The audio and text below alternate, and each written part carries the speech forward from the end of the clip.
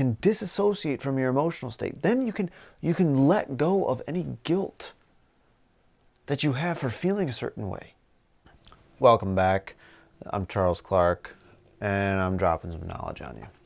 All right, so I want to pick up from where I left off, but I want to say something. Something that I talked about last time was that you'll always be attracted to that which you perceive as missing from your life, or that which you perceive as lacking from your life. And I didn't say this, but I meant to, that the temptation is to disregard what we have in focusing on what we lack. And that's a dangerous temptation. And the more that we focus on what we lack, then the more we reinstate and re-strengthen that emotion of lack. All right. So in a perpetual cycle, because when we do that, we create more lack in a perpetual cycle, and that's why with modern tech it becomes really easy to do that. But this leads into what I want to start off this video with, which is disassociating from your emotions. And when you read that, it almost sounds kind of bad, but I really don't mean it to sound bad. It's not anything negative. I'm just identifying or inviting you to stop identifying with your emotions. Stop identifying with your emotions. And that's what I like so much about the map of consciousness, which is, again, this book, right? This is the thing about the scale of consciousness from 0 to 1,000. And I'm going to have a whole video where I literally just talk about that. So if you're ready for that, you need to jump in there. Go watch that video. I'll have one, but I don't have it yet. So the cool thing about the map of consciousness is that it makes it possible to disassociate from your emotions and to just see it on a scale. To see it as, what did I say? The level of consciousness makes it possible. It also makes it possible to quantitatively measure the energy of your contribution to your attractor field. So you can see your emotional state as a state that you're riding, right? That's the emotional state that you're experiencing. And the thing about what is taught in that in the David Hawkins material is that your emotional state is a byproduct of how much energy you have flowing through you, to just put succinctly. If you imagine how much energy does the sun have? Boundless, limitless, it's not limitless, but so much energy that we can't really possibly fathom it. Versus if I showed you a AA battery, how much energy does this AA battery have, right? How bright is a light? How bright is a 10-watt light versus a 20-watt light versus a 100-watt light, right? They're all very different levels of brightness, right? So he equates the map of consciousness, the energy scale, the emotional energy scale. It's emotional energy. The emotion is just your indicator of the amount of energy flowing through you. The more energy you have flowing through you, the higher your number is on the emotional energy scale. So the better you're going to feel. If you have a low energy number, if you're around 100, you're feeling fear. If you have a high energy number, around 500, you're feeling joy. So it's like a battery scale. How much energy do you have flowing through your body, through your vehicle? And that's going to be reflected to you through your emotional state. But then therefore, you can disassociate from your emotional state. What you're experiencing in your emotional state, that's not you. That's just the state that you're in. That's the emotional state that you're in at that time. And how much energy you have versus how little energy you have. I mean, come on, this is gosh, haven't you ever had a time where you're feeling lethargic? You're sitting on it's a Sunday morning, you went out the night before, you had a whole week, a whole work week where you were tired afterwards, and so Sunday you're literally like, I just don't want to do anything. Guess what? That's not a high energy state. But you probably don't feel like doing anything. You're probably just like, like it's obvious. You're not feeling joy when you're sitting on the couch just like, ugh. Whenever has that been an expression of joy? It's not.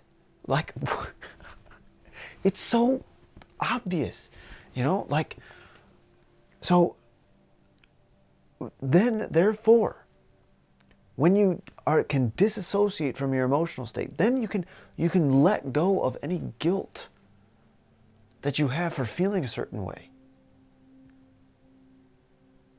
Really, the first thing is to acknowledge how you're feeling, and then make a choice towards harmonizing with a better feeling thought.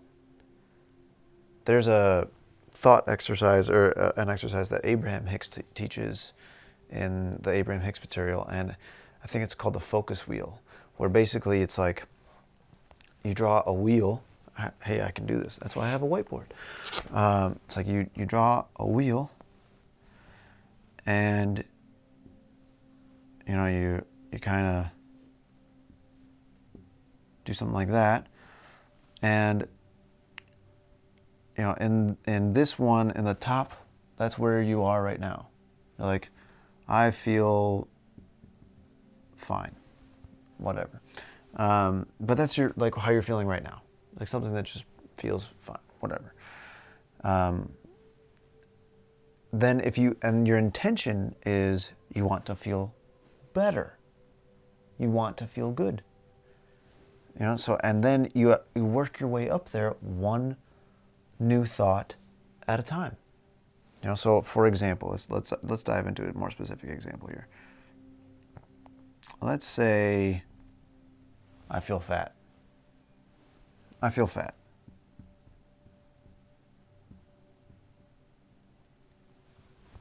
I feel fat. Blech.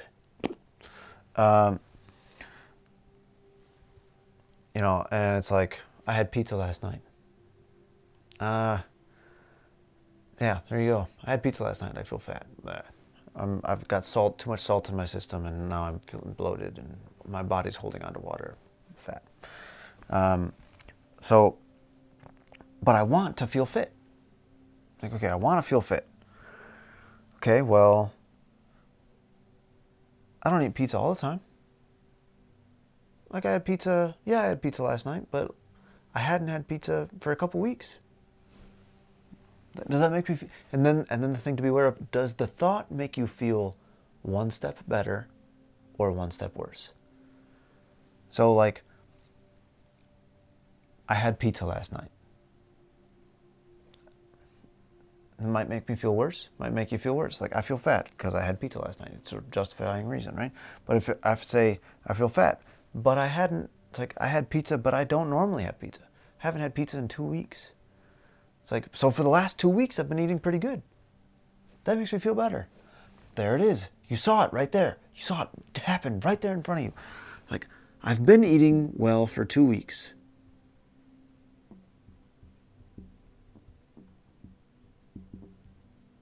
Two weeks. I went to the gym this morning. I went to the gym.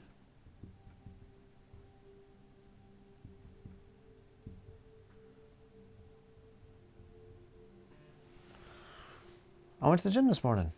Bam. I was able to run on the treadmill. I ran on the treadmill.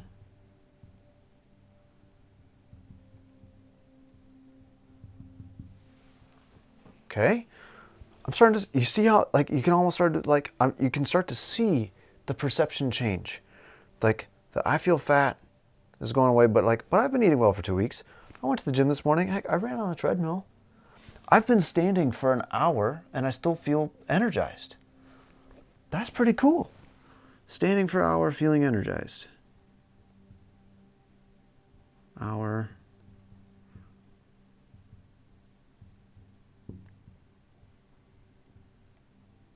I feel fit.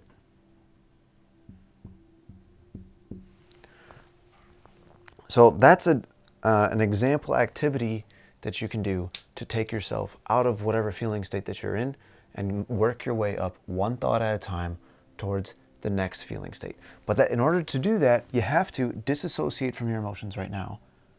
And just like acknowledge, this is why people teach meditation. It's one of the benefits of meditation. There's lots of benefits of meditation, but one of them is that it helps you disassociate from your current emotional state.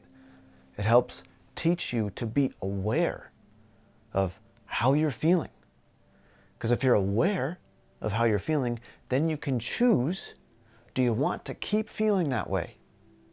And what I want you, this is my big ask of you, is to want to feel better more than holding on to your current emotional state. I'm going to say that again. I want you to want to feel better more than hang on to your current emotional state. If you're feeling fat, don't keep feeling fat because you want to feel fat. You're like, I don't want to feel fat. Who wants to feel fat? You do if all you do is keep wallowing in feeling fat. Or if you feel broke, if you feel poor, if you feel angry, if you feel judged, if you feel wronged, I want you to recognize that that's an emotional state. You're caught in an emotional current. It's not about you. It's not about you as a person, as an individual. Your emotional state has nothing to do with you. Your emotional state has everything to do with the wave that you're on. And you can choose to feel better. I want you to choose to feel better right now. One step at a time until you work your way up to a better feeling state. If you start with the feel fat, you got to look at what's one thought that makes you feel a little bit better? I feel bad. Well, I've been eating well for 2 weeks. I went to the gym this morning. I ran on the treadmill for a few minutes. I've been standing for an hour and I still feel good. You know what? I actually feel fit. And you work your way out of your emotional state. One thought at a time, okay? So that's the thing. You have to change your emotional state. You have to be willing to change it. You can't expect a different life to unfold in front of you if you keep the same emotional state that you've been feeling for the last week, month, year, etc. If you look back at your life a year ago and you feel about the same, that means that you didn't prioritize feeling better. And this connects all the way back to your emotional state is going to influence the environments that you're drawn to, and it's going to influence the opportunities that you're drawn to, which is going to influence how life unfolds in front of you, et cetera, et cetera, et cetera. All right, so, okay, I'm ending this video. Tune into the next one where we're going to talk about the next thing, which is how do you decide what to do?